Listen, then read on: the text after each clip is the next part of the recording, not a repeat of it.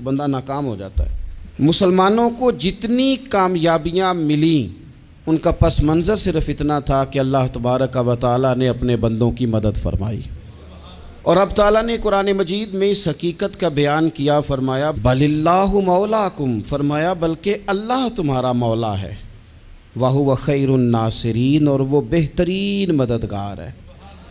وہ جو رب تمہارا مولا ہے وہ بہترین مددگار ہے، اور اگر وہ مدد کرے تمہاری، سورہ آل عمران میں آگے جا کے ارشاد فرمایا اگر اللہ مدد کرے تو پھر تم پر کوئی غالب نہیں آ سکتا، اور اگر وہ تمہاری مدد چھوڑ دے تو پھر کوئی تمہاری مدد کر سکتا، کوئی مدد نہیں کر سکتا۔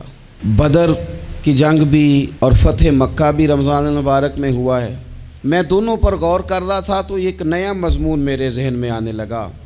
بدر کی جو جنگ ہے اس میں بھی ایک عجیب انقلاب آیا ہے کہ 313 نے 1000 سے مقابلہ کیا، اور جن 1000 سے مقابلہ کیا وہ اسلحے سے لیس تھے، اور یہ جو 313 ہیں ان کے پاس 6 زرہیں، 8 تلواریں، چند گھوڑے، لیکن اللہ نے کامیابی دی تو خود رب نے بیان کیا کس طرح دی، فرمایا وَلَقَدْ نَصَرَكُمُ اللَّهُ بِبَدْرٍ وَأَنْتُمْ أَذِلَّةٌ، وہ کامیابی اس طرح ملی ہے کہ رب نے تمہاری مدد کی تھی، تم تو کمزور تھے، اللہ نے بدر میں تمہاری مدد کی، تم جیت گئے۔ وَلَقَدْ نَصَرَكُمُ اللَّهُ بِبَدْرٍ وَأَنْتُمْ أَذِلَّةٌ، اللہ نے بدر میں تمہاری مدد کی، تم تو کمزور تھے۔ پھر فتح مکہ نصیب ہوئی تو اس میں بھی بہترین منصوبہ بندی نبی پاک علیہ السلام نے فرمائی، بہترین حکمت عملی حضور نے اپنائی، لیکن ہمیں جو اللہ رسول نے بات سمجھائی وہ کیا ہے؟ اذا جاء نصر اللہ والفتح، فرمایا جب اللہ کی مدد آئی اور فتح نصیب ہو گئی۔ یہ اللہ نے مدد فرمائی تمہاری، یہاں بھی فتح مکہ بھی اللہ کی مدد سے، جنگ بدر بھی اللہ کی مدد سے۔ وہ جو مدد ہے اللہ تعالیٰ کی، جب وہ ہم یہ کرتے ہیں کہ ہم اپنی ساری زندگی سیاست کی نظر کر دیں، ہماری سیاست صرف ملک میں نہیں ہوتی، ہماری سیاست خاندان میں بھی ہوتی ہے، ہم گھر کے اندر بھی سیاست کرتے ہیں، ہم کسی خاص طریقے سے لوگوں کو اپنے پیچھے چلانا چاہتے ہیں، ہم ایک خاص اسلوب اختیار کرتے ہیں کہ لوگ ہمارے پیچھے چلیں۔ اس کا نقصان ہمیں یہ ہوتا ہے کہ سیاست جو ہوتی ہے یہ شطرنج کے ہیر پھیر کی طرح ہوتی ہے، تو اس کے راز بڑی جلدی کھلنے لگ جاتے ہیں، پتہ چل جاتا ہے کہ بندہ مخلص نہیں تھا، سیاست کر رہا تھا، طریقے سلیقے سے اس نے جوڑ کے رکھا ہوا تھا۔ ہم ہر جگہ سیاست کے بل بوتے پر چیزوں کو لے کے چلنا چاہتے ہیں، سیاستیں ناکام ہو جاتی ہیں، سیانے لوگ فیل ہو جاتے ہیں، بچتا صرف وہی ہے جس کے پیچھے رب تعالیٰ کی مدد شامل حال ہوتی ہے۔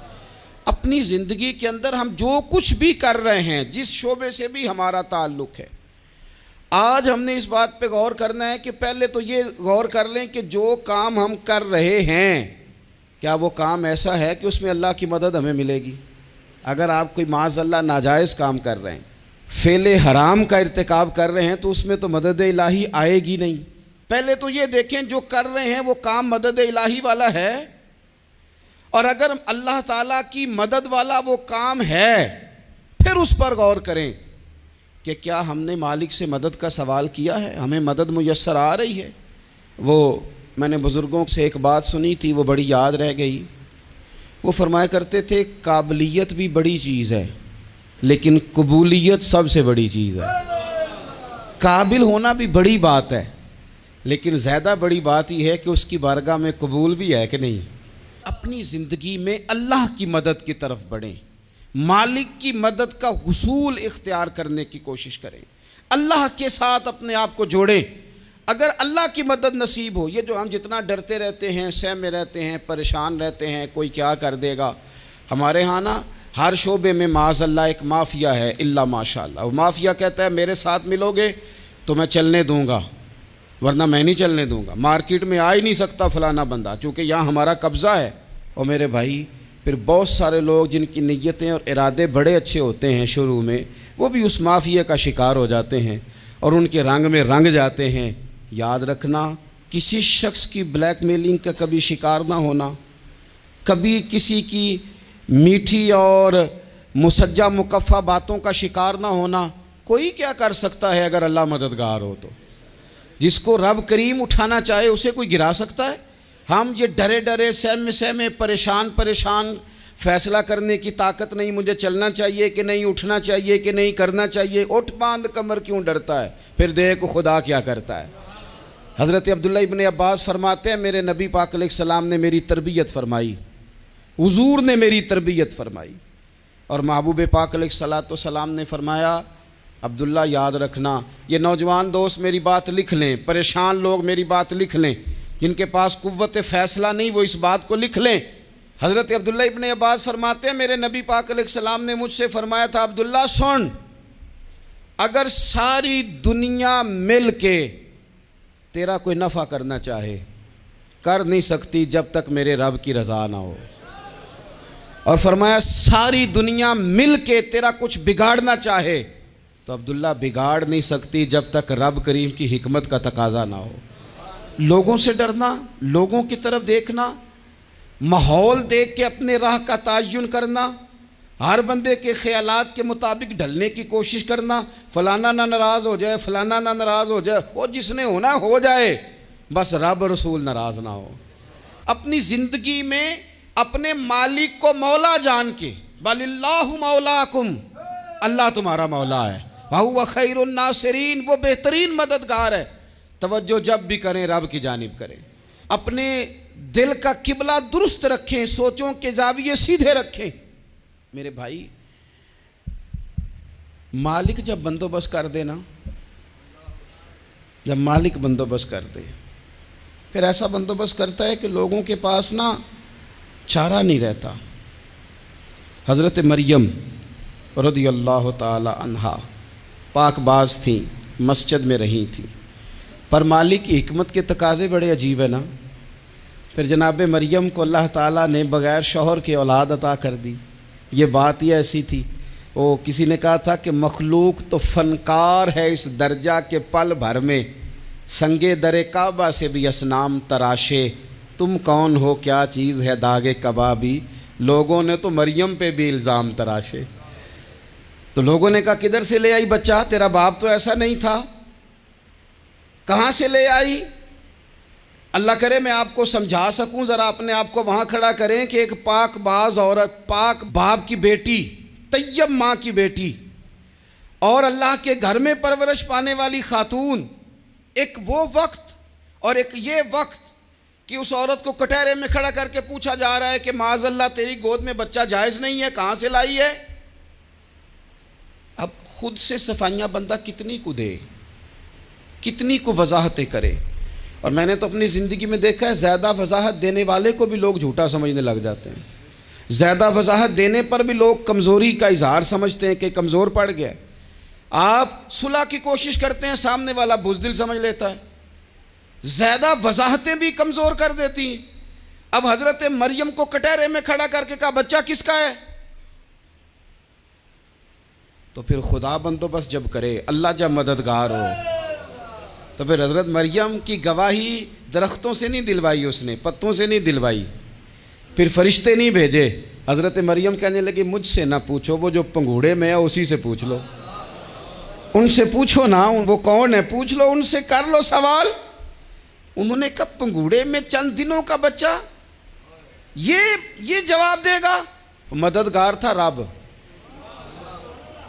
ان کی برات کا اعلان کرنا تھا مالک نے، اور جب مالک اعلان کر دے، جب مالک تیری صفائی دینا چاہے، جب مالک تجھے دنیا کے سامنے نکھارنا چاہے، تو پنگوڑے میں لیٹے حضرت عیسیٰ بول کے کہنے لگے انی عبداللہ آتانی الکتاب، فرمایا میں اللہ کا بندہ ہوں، رب نے مجھے کتاب عطا کر کے نبی بنا کے دنیا میں بھیجا ہے، میں اللہ کا بندہ ہوں، کتاب لے کے آیا ہوں، نبی بن کے آیا ہوں۔ پھر پنگوڑے سے اعلان ہو گیا، پھر بچہ بول پڑا۔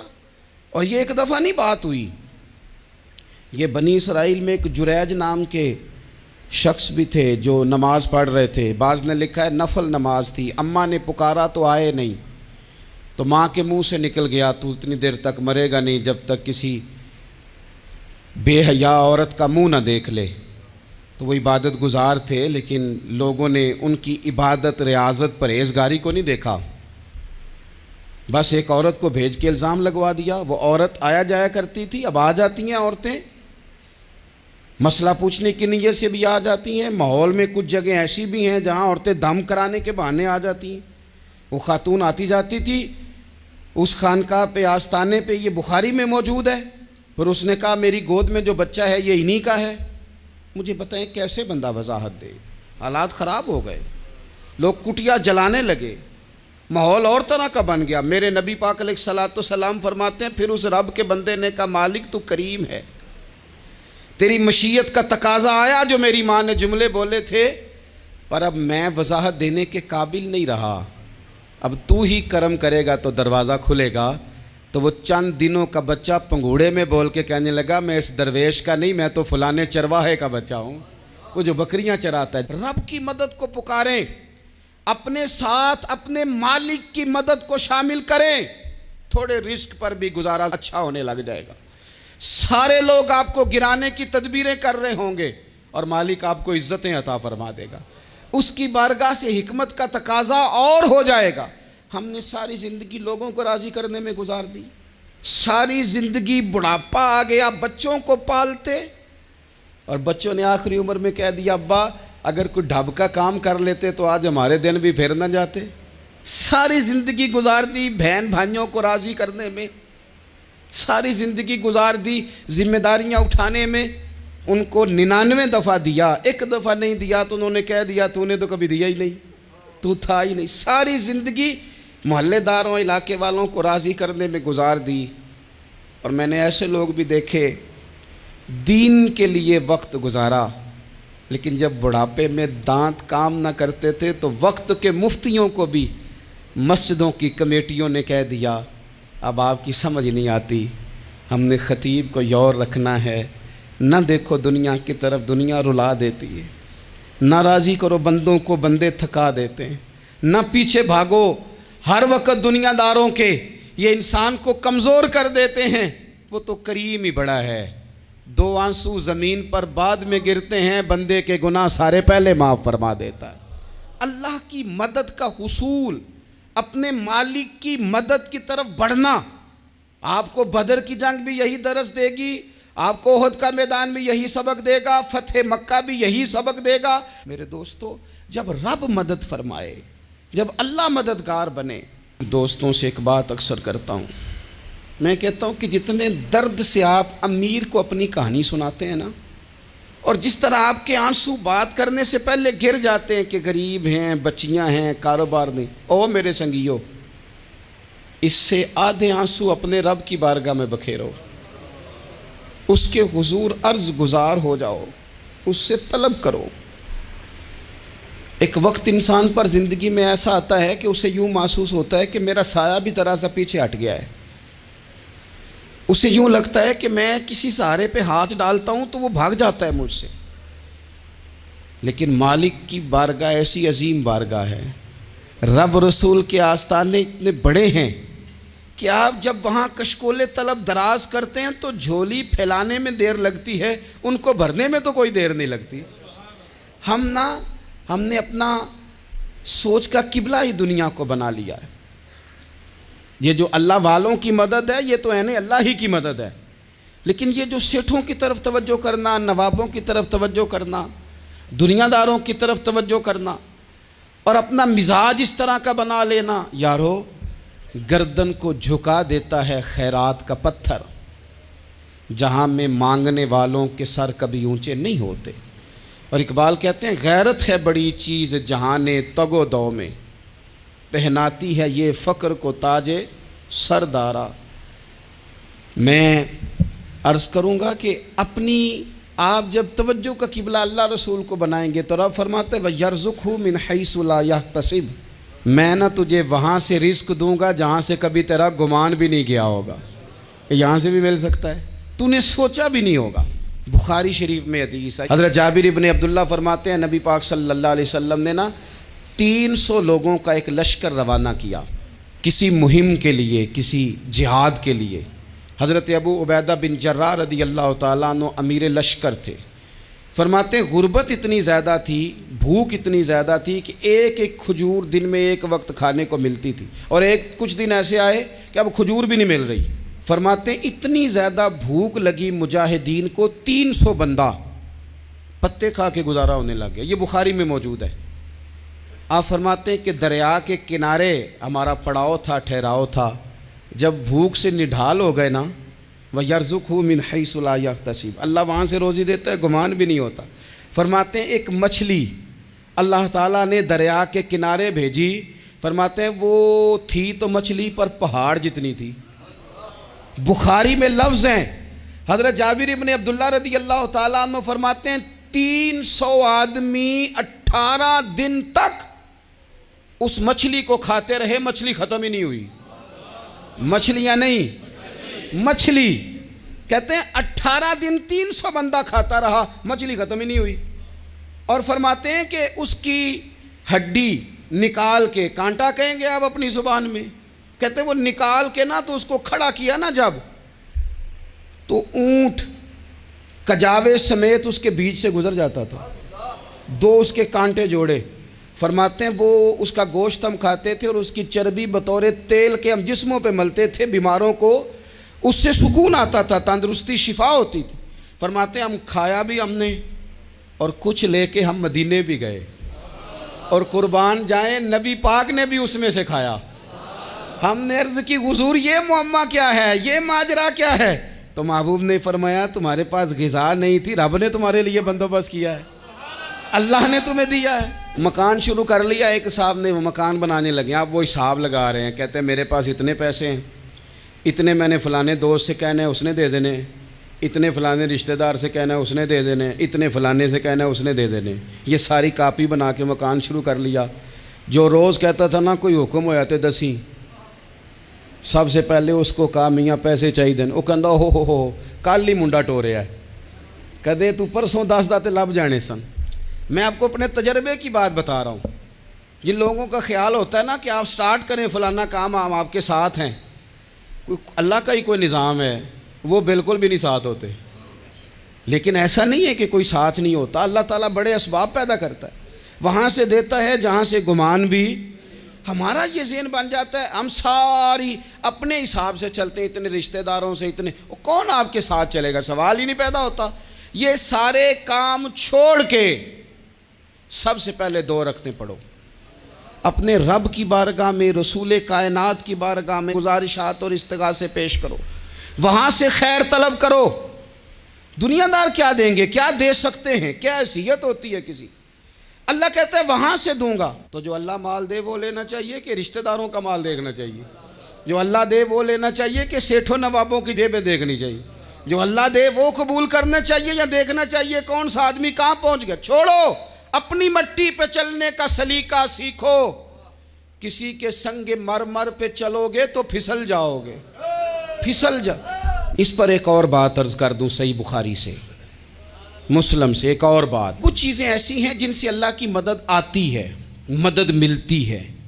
ایک چیز ان میں سے ایسی ہے جس سے بہت مدد نازل ہوتی ہے، وہ ہے کہ جب رب آپ کو دے نا تو پھر آپ بھی اس کے رستے میں دیں، پھر مدد آتی ہے، پھر اور آتا ہے۔ بخاری مسلم میں حدیث ہے، یہ زیادہ ہی توجہ طلب امر ہے، اس پر آپ غور کریں گے۔ حضرت ابو ہریرہ فرماتے ہیں کہ نبی پاک علیہ السلام نے فرمایا ایک شخص نے بادلوں کے اندر سے آواز سنی کہ فلاں آدمی کا کھیت اور باغ خشک ہو گیا ہے، وہاں برسو اور اس کے کھیت کو سیراب کرو۔ وہ بڑا حیران ہوا کہ بادل سے آواز آ رہی۔ پھر اس نے دیکھا کہ ایک پہاڑی پر بارش ہوئی، وہ بادل وہاں برسا، پھر نالیوں سے ہوتا ہوا پانی ایک طرف چلا۔ تو جس نے آواز سنی تھی، حضور بیان کر رہے ہیں، وہ بھی پیچھے پیچھے چلا کہ پانی کدھر جا رہا ہے۔ اس نے جا کے دیکھا کہ ایک مقام پہ ایک باغ کو وہ پانی لگ رہا ہے اور ایک آدمی وہ پانی لگا رہا ہے۔ اس نے اس سے پوچھا تیرا نام کیا ہے؟ اس نے کہا کیوں؟ کہنے لگا بتا نا۔ اس نے نام بتایا تو کہنے لگا یہی تو وہ نام ہے جو میں نے بادلوں کے اندر سے سنا ہے کہ فلاں کے کھیت کو پانی دے دو۔ اس نے کہا یار تو کیا عمل کرتا ہے کہ اسپیشل تیرے لیے بارش برسے؟ یہ بخاری پڑھ رہا ہوں، سیاستہ سے حدیث عرض کر رہا ہوں۔ اس سے پوچھا تو کیا کام کرتا ہے کہ جناب اللہ تبارک و تعالیٰ کا حکم کرم آیا کہ خاص تیرے لیے پانی برسے اور تیرے کھیت کو سیراب کرے؟ تو اس نے کہا چھوٹا ذمہ دار ہوں، پر جب فصل اگتی ہے تو 3 حصے کرتا ہوں. ایک حصہ اپنے بال بچوں پہ، بہن بھائیوں پہ خرچ کرتا ہوں، ایک حصہ پورا، اور ایک حصہ دوبارہ کاشتکاری پہ لگاتا ہوں، اور تیسرا حصہ